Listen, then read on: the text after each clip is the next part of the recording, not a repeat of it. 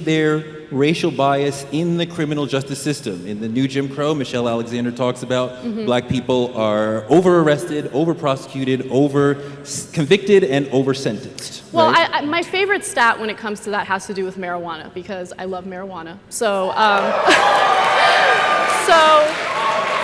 it's interesting because there was a study looking specifically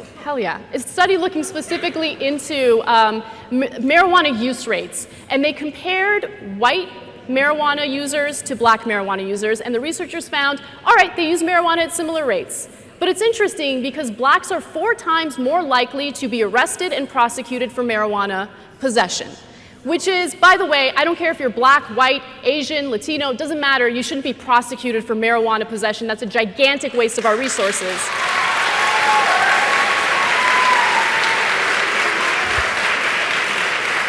But I found that study so interesting because, again, we're talking about similar rates, but why is it that one group gets targeted more often than the other group?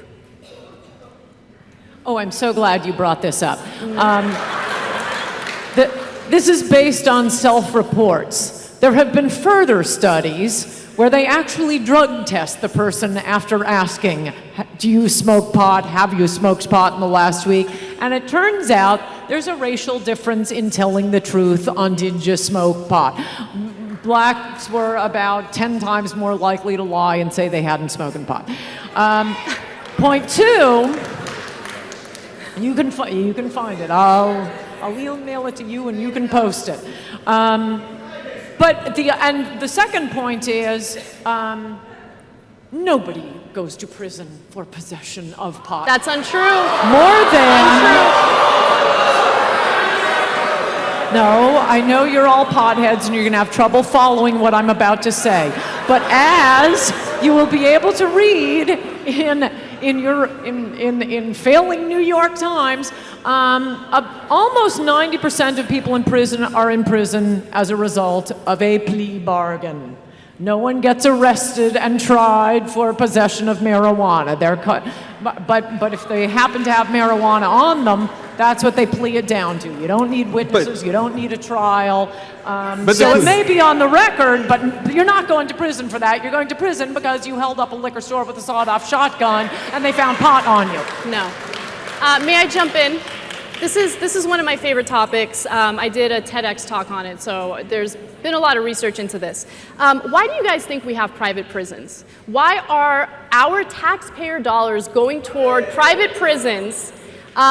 And why do we even need them, right? Don't we have county prisons, federal prisons? Well, it's because in the 1980s, because of Republican leadership, we passed a bunch of draconian laws, specifically in regard to marijuana. And so our prison systems, all of a sudden, were just filled with people who got caught with possession of pot, right? And so, these entrepreneurs see that there's some, there's an entrepreneurial opportunity here. And so you have the emergence of Corrections Corporation of America and Geo Group. And guess what they did? They're like, give us your nonviolent drug offenders and make us rich. So your tax dollars aren't really going to welfare recipients and all these little guys that people want to distract you with. They're going to private industries like private prisons who have a vested interest to criminalize nonviolent individuals, particularly those who get caught with drugs. Should marijuana be legal? No, you can legalize all the drugs you want once there isn't a welfare state. But no, marijuana makes people retarded, especially when they're young. We've got enough busboys. We're bringing in busboys by the million through our immigration policy. We do not need a country of busboys. We're destroying the country. Should marijuana be legal? Absolutely. In fact, I wish you would smoke a joint and relax a little bit. Marijuana does not make people the word that you just said, which is ridiculous. How many of you guys don't have to raise your hands if you feel uncomfortable? How many of you guys smoke pot? Okay. Yeah. Well, there are lawmakers in this country that would like to see you in prison. Jeff Sessions happens to be one of them, okay? In fact, marijuana laws have been so draconian that it has allowed members of the DEA to do something known as civil asset forfeiture, which is if you are even suspected of being in possession of drugs or trafficking drugs, they can go ahead and take your home, they can take your money, they can take your car, they can take your property, because, hey, they're investigating you. And guess what? Only a tiny fraction of those individuals ever get their property back.